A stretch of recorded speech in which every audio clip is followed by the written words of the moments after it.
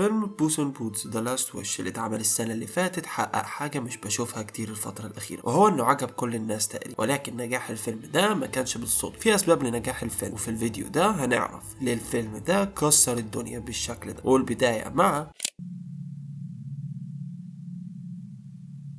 في بداية الفيلم بوس عبارة عن بطل شجاع مش بيخاف من أي حاجة ومستعد يعمل أي حاجة عشان يفضل قدام الناس، البطل اللي يقدر يهزم أي وحش ضخم بدون خوف أو قلق. وبوس بيعمل كده قدامنا وبيقدر يهزم الوحش الضخم ده، وبعد ما بيهزمه بوس بيقف يحتفل وهو فرحان بالجماهير وبيحتفل. فجأة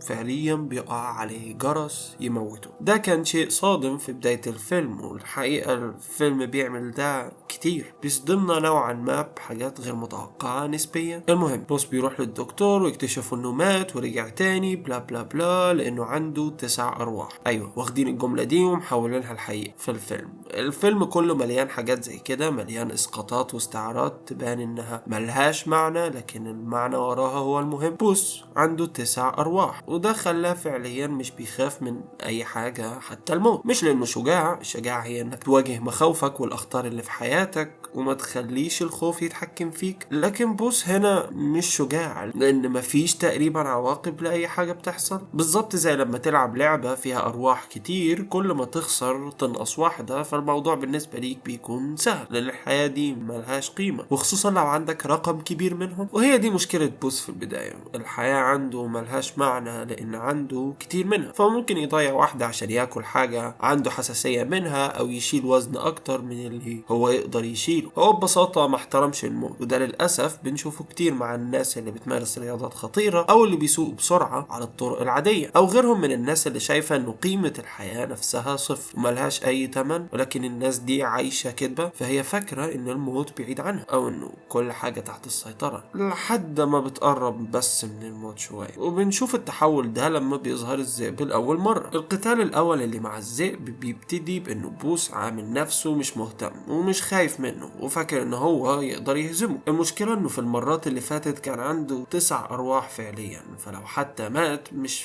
فارقة معاه لأنه هيرجع تاني. المرة دي لا، هو عنده روح واحدة، فموته هنا نهائي. لأول مرة بوس بيحس بالخوف، ولأن هو ما كانش شجاع بجد وما كانش بيواجه الناس بجد، كان بيواجههم بقدرة الأرواح اللي عنده لكن ما كانش بيواجههم بشجاعة. ده خلاه لأول مرة يحس بالخوف.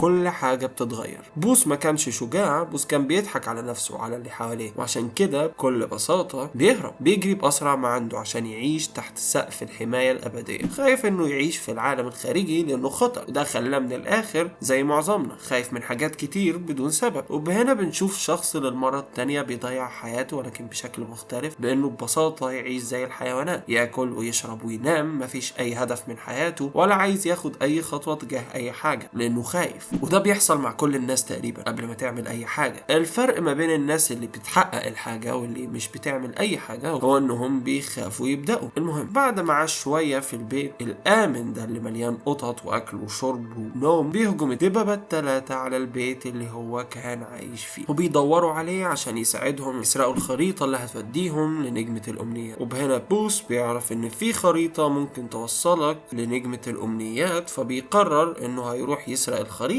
ويتمنى ياخد أرواح أكتر ويستمر في أسلوب حياته المستهتر بدون حساب أو عواقب. من الآخر بيهرب من المشكلة الحقيقية. بنروح نشوف مين معاه الخريطة، وبهنا يدخل في الصورة الراجل البنفسجي اللي ببساطة بيمثل الشر لمجرد الشر لأنه حاسس إنه اتظلم، الشر اللي مبني على الغيرة والحقد والكره لكل الكائنات السحرية، وبقى هدفه إنه يجمع كل الحاجات السحرية اللي في القصص ويكون عنده هو نفسه سحر، وبيحاول يتمنى عن طريق الأمنية إنه يكون عنده هو نفسه سحر. اللي يضحك في الموضوع هو إنه محدش فعليا عمل حاجة، هو اللي قرر إنه اتظلم وهو اللي يبرر لنفسه الشر ده كله. مفيش حد مهم بالنسبة ليه، مش مهتم بالناس بالكائنات بأي حاجة. الموضوع اوفر لدرجة تضحك، بالرغم من انه اقل واحد عانى في الناس دي كلها الا انه اكترهم شر. وده ببساطة لانه مفيش مبرر للشر. فكرة تبرير الشر لانك اتظلمت او اتأذيت بتخليك انت بذات نفسك الظلم اللي حل عليك، بتخليك سبب معاناة الناس التانية اللي ملهاش ذنب، لمجرد انك حاسس بالنقص او بالظلم، وعشان كده هو الوحيد اللي اتهزم. لان الناس الطماعة الجشعة الشريرة اللي بتستمتع بألم الناس لازم تخسر وتتهزم. المهم بعدها بنروح في مغامرة عشان نوصل للنجمة، وبنبدأ نتعلم عن الكلب اكتر في الرحلة. شايفين الكلب ده اتظلم اكتر من مرة، وحاولت الناس تموته او تتخلص منه، ومع ذلك اختار مسار مختلف عن الشرير ده. اختار انه ببساطة يكمل حياته ويستمتع بكل لحظة منها، ويحاول يكون اصحاب جداد ويستمتع بكل لحظة في الرحلة. وكان برضه بيتعلم انه يحاول يهدي الناس ويساعدهم على انهم يتخطوا اللحظات الصعبة. الكلب بوريتو قرر انه يكون عكس جاك تماما، ويكون هو مصدر للسعادة والتخطي. وهنا هناخد بالنا من حاجة مهمة في الفيلم. كل الشخصيات تقريبا ليها تاريخ وكلها ليها اهداف،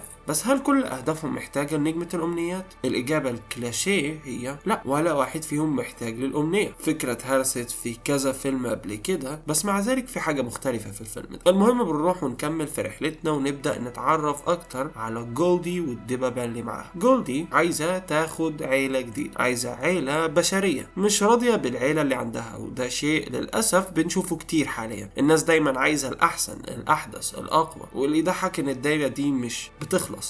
معك ايفون 14؟ انا معايا 15 بلس. انا معايا 16 بلس برو الترا ماكس بلاك هول جولدن سبونج بوب افنجرز اديشن. دايره مفرغه ما بتخلصش. هتتمنى عيله زيها بشريه، وبعدها تقرر انهم مش احسن عيله فتغيرهم، وتفضل في دايره فارغه ملهاش معنى ولا هدف. بس ملاحظين حاجه؟ كل شخصيه من دول بتتكلم عن مشكله موجوده في الناس بجد، مش مشكله مخترعينها او شخصيات بتتصرف بدون هدف. كلهم عندهم هدفهم، وهدفهم منطقي لانه هدف واقعي. الاول عايز يعيش حياته بدون مواجهه، بدون عواقب. التاني طماع وجشع وعايز كل حاجة لنفسه. والتالتة مش راضية باللي معاها وعايزة حاجة أحسن من اللي عندها. التلاتة موجودين في الحقيقة، وده يمكن أحد أهم أسباب نجاح الفيلم. وأنا مش عارف هقول ده إزاي على فيلم فيه قطط وكلاب ودببة بتتكلم، ولكنه واقعي. كل الشخصيات دي موجودة في الواقع، كل واحد فينا شاف حاجة في واحد من الشخصيات دي. الفيلم بيكلمنا إحنا. أنا عارف إنه ده سؤال غريب، بس إمتى شفت فيلم حسيت فيه إنه الشخصيات اللي فيه قريبة منا؟ معظم الأفلام دلوقتي بتحكي قصص مخصصة جدا ومحددة لمجموعة من الناس، لدرجة إنك مش بتحس بأي اهتمام تجاههم إطلاقا. طموحاتهم مختلفة وأهدافهم بعيدة وتصرفاتهم مش منطقية. لكن في الفيلم ده أنت ممكن تكون واحد من الشخصيات الثلاثة دي، أو في الحقيقة أي شخصية في الفيلم، وده بيخلي الفيلم أحسن مليون مرة. بس اللي خلى الفيلم ده أحسن بمليار مرة هو الذئب، وهقول لكم ليه بعد شوية.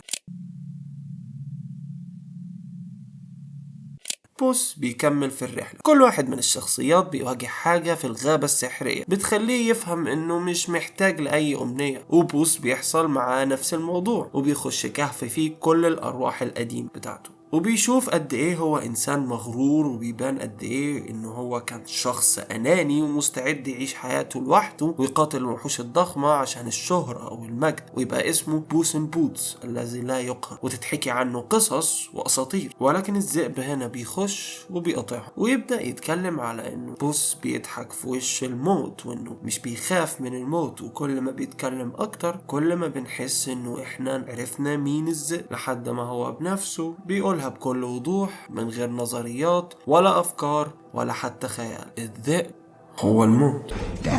وببساطة جاي يقضي بنفسه على بوس عشان ما احترمش ولا روح من ال9 أرواح اللي عنده. الموضوع اللي خلاه يجي بنفسه يقضي عليه، وعشان كده اللحظة دي هي اللي خلت الفيلم خرافي بدل ما كان هيكون فيلم عادي. بس ده ليه هي اللي بتخلي الفيلم أحسن بكتير من لو كان الذئب أي حاجة تاني؟ السبب بسيط: الذئب غير قابل للهزيمة، ما تقدرش تهزمه، محدش يقدر يهزمه. واللي يضحك انه من بداية الفيلم وهو بيقول له كده. فمثلا في بداية الفيلم ما قالش البوس انه مفيش حد هزمني قبل كده، قال له مفيش حد قدر يهرب مني، لانه شيء مستحيل. فبالتالي لو بوس اتمنى 9 أرواح او حتى مليون مش هيقدر يهرب منه، لانه محدش يقدر يهرب منه، لانه ببساطة حاجة حتمية ما ينفعش تتهزم او تتوقف او حتى تهرب منها. وده منطقي لانه طول الفيلم كان ممكن يموته اكتر من مرة، لكن ما عملش ده، لانه فعليا مش جاي عشان يموته، وانما عشان يعلمه درس مهم: حياتك لازم تحافظ عليها وما تضيعهاش، لازم تهتم بصحتك وبحياتك، لأنها أغلى حاجة عندك. ما ينفعش تضيعها وتخاطر بيها عشان شوية تهور ملهمش لازمة، وما ينفعش برضو تحاول تدفن راسك في التراب وتهرب من كل حاجة وتخاف تحاول تاخد خطوة تجاه أي حاجة في الحياة. الحياة زي أي حاجة في الدنيا محتاجة توازن ما بين الشجاعة والحذر، ودي هي الرسالة من ورا الفيلم، الرسالة اللي كلنا هنستوعبها وهنحسها. وهو ده سبب النجاح الحقيقي. الفيلم مش بيتكلم فئة معينة أو مجموعة معينة أو حتى أصحاب حلم وهدف معين، الفيلم بيتكلم لينا كلنا. ده سبب النجاح، مش الانيميشن، مش الشخصيات، مش انه من عالم شريك. الرسالة والكتابة اللي في الفيلم هي اللي خلت فيلم زي ويش يفشل، لأنه محدش فهم ايه الهدف منه. وبرضه الكتابة هي اللي خلت كل الأفلام دي تفشل، إما انهم بيتكلموا لمجموعة معينة من الناس ويسيبوا التانيين، او انه الفيلم بيكون فاضي مفرغ، مجرد الوان بتتحرك على الشاشة بدون دافع او سبب او هدف. وعشان كده لو هم عايزين الفترة اللي جاية الأفلام بتاعتهم تنجح، لازم يبعدوا عن تويتر والهري بتاعه ويركزوا على كتابة فيلم مؤثر مع كل الناس، برسالة يفهمها كل الناس، مش شخص أو اتنين عايشين في حتة معينة بشكل وبأهداف وبمعتقدات معينة، زي كل الأفلام القديمة اللي بتكون رسالتها واضحة وسهل يتأثر بيها ويفهمها كل الناس. وبهنا بنوصل لنهاية الفيلم اللي كل حاجة فيه هتتحل بشكل ممتع وبسيط. أولا نبتدي بجولديلوكس، واللي بعد ما أخدت الخريطة لنفسها أخيرا بعد قتال طويل وممكن تتمنى دلوقتي الأمنية بتاعتها، بتضحي بأمنيتها وتروح تنقذ أخوها الدب، وبتفهم أخيرا إنها لازم ترضى باللي معاها، والسعي ورا إنه كل حاجة تكون على مزاجك وزي ما أنت عايز ده مش الصح، وبتقدر قيمة العيلة اللي معاها. أما عن جاك واللي لسه مبرر لنفسه كل اللي بيعمله، هدفه هو الأمنية اللي هتخليه عنده سحر، على اعتقاد منه إنه أخيرا هيبقى مبسوط بده ويعيش حياة سعيدة. ولكن ده طبعا مش هيحصل، لأن الشرير ده طماع وما يملاش عينه أي حاجة، دايما هيعوز أكتر وأكتر، دايما هيبرر لنفسه أي حاجة بيعملها في أي حد، لأنه شايف نفسه مظلوم لحد آخر لحظة. حتى هو بيموت مش شايف إنه عمل أي حاجة غلط. واخيرا جه الوقت لبوس، واللي لسه عنده هدف واحد، انه يتمنى ارواح اكتر. وبهنا بيدخل الذئب للقتال الاخير ويقول له هل هتختار طريق الجبناء ام انك هتدافع عن حياتك الاخيرة. وعجبني انه السبب اللي خلى بوس يتغير ويشوف لاول مرة حقيقة حياته هو بوريتو وكيتي، اللي خلوه يفهم انه الشهرة والبطولة المطلقة مش هو الشيء اللي هو هيفتكره قبل الموت، وإنه الحياة مش بالمغامرات التافهة والشهرة والمجد، وإنما باللحظات الحلوة وتخطي اللحظات الصعبة. السبب اللي خلاه يقاتل عشان حياته هو كيتي وبوريتو، لأنهم بيمثلوا ليه عيلته، وعشان كده هو حارب عشانهم ودافع عن حياته عشانهم مش عشان نفسه. وبهنا بوس يكون اتعلم الدرس وأخيرا متغير، وعشان كده الموت سابه يعيش حياته الأخيرة لأنه تعلم الدرس. وأخيرا الحياة مستاهلة انك تحارب عشانها، ومستاهلة انك تقاوم عشانها، مش عشان تكون بطل لا يقهر، بل عشان الناس اللي بتحبهم والناس اللي بيحبوك. الدرس كان ببساطة احترم حياتك وما تضيعهاش، وافتكر انه مفيش سبب او مبرر للظلم ومفيش سبب او مبرر للشر، وانه الاحسن في الحياة هو انك تنشر الخير والتفاؤل، وانك تساعد الناس وتهتم باصحابك واهلك، الناس اللي انت لازم تقاتل عشانهم، الناس اللي انت لازم ما تضيعش حياتك من غير ما تقضي وقت معاهم. الفيلم ده كان ممكن يتكتب بطرق كتير تنفذ نفس الفكرة. فيلم كونكت عنده نفس الرسالة تقريبا، ولكن في الفيلم ده الرسالة اوضح واقوى، لان ما فيهاش احتمالات. ده هو الجواب الوحيد، وده هو السبب اللي خلى الذئب يسيبه يعيش. ده هو سبب نجاح الفيلم، لانه من زمان ما شفناش فيلم فيه رسالة ايجابية واضحة ومفهومة لكل الناس. الفيلم ده وبالرغم من انه الموت هو الخطر الاكبر في الفيلم، الا انه بيتكلم عن الحياة وازاي تواجهها، وايه اللي فعلا مهم فيها، وايه اللي هيخليك تضيعها. وزي ما قال الذئب ليه قبل ما يمشي: Live your life, Puss in Boots. Live it well. ده كان تحليلي لفيلم بوس ان بوتس ذا لاست ويش. دلوقتي هل انت متفق مع تحليلي للفيلم ولا لا؟ اكتب لي تحت في التعليقات. اما لو عايز تشوف فيديو تاني، شوف الفيديو ده.